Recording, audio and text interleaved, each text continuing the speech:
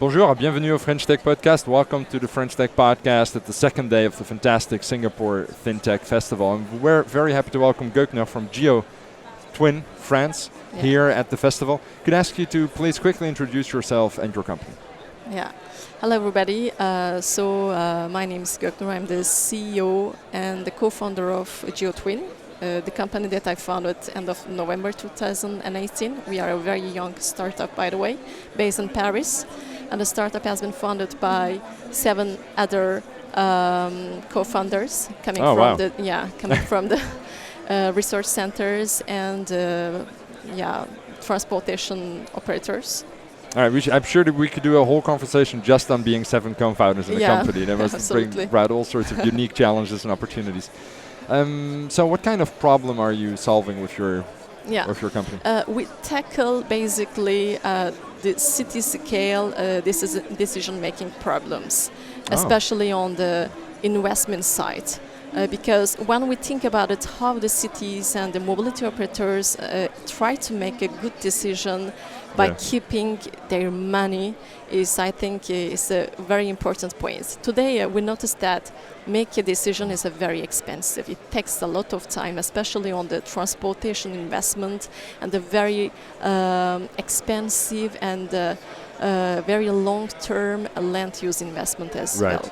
So this is the reason why I would say that we are here to disrupt the decision-making environment. All right, let's unpack that a little bit, because there's a lot to be said about decision-making in these kinds of contexts, right?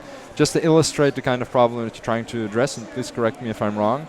So if we're talking about a city, right, there's giant masses of people moving everywhere from one place to another every morning, every afternoon. We take Paris as an example. Here in Singapore, fortunately, everything works very, very well, because they do good planning, probably. In Paris, there's a lot of congestion. There's a lot of problems. There's over 1 million people taking certain metro lines on a daily basis. If anything goes wrong, it's a giant mess everywhere with propagations everywhere. And how does the city plan around that? And how does the city plan for expansion? Are these the kinds of decisions that you facilitate? Yeah. The problem is that today the cities and most of the transportation authorities and the operators use only the decision-making tools. They tackle only one mode of transport options.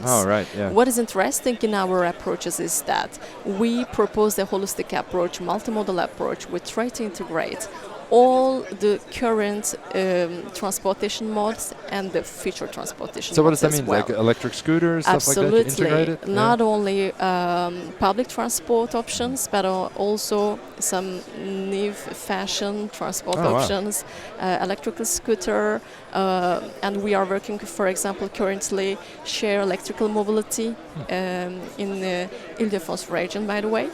So this is the reason why, in the point of view of the regulation and orchestration of the territory and the different actors, non-regulated different actors, cities can perfectly use our platform for make a better decision. On the other hand, transportation operators may also use our platform before making the very expensive transport investment. They can perfectly optimize with a better demand management, and just after that, better dimensioning of their fleet, their recharging strategy, and they are paying policy as well. Oh, that's very interesting. But just to try to understand what you're saying, right? Currently, the focus in this kind of decision-making is very much on the mode of transport and the congestions there, whereas you allow the decision-making to take place on the level of the human that's moving around and the reasons why and how he's getting from place A to place B, which allows for these more, I would say, agile modes of intervention, like demand optimization and that kind of stuff. Absolutely. I think, it's a perfect point. We try to really combine human-centered approach with cutting-edge technologies. Our methodology is based on activity agent-based modeling, which provide us to first understand how the ordinary people are moving around. It's the departing point for us. And we try to understand first where the person are living, how they move and why they move. It's the starting point. And after that, we try to optimize and we try to propose the better economical and ecological transportation options. Well, that's an excellent point, actually, which you just brought up, the ecological options, Absolutely. right? I think there's a lot to be said around sustainability and public transport and other modes of transportation. Yeah. And I think that if cities, if decision makers can be more agile in their decision making and make decisions that allow them to optimize what they already have rather than invest millions in giant projects, Yeah. that probably has a smaller ecological footprint as well, correct? Yeah, but the things are changing. Since I can say that 2015, there's a very good political will to be able to really take into consideration the ecological problems, and also we've seen a lot. Some collaboration, working environment also, and the working project between the local authorities and the mobility actors. So the aim is absolutely take into consideration the ecological problems and to propose also a seamless mobility solution to their citizens. Oh, that's really fascinating. So your company started in France, in Paris. We're now here in Singapore, Southeast Asia.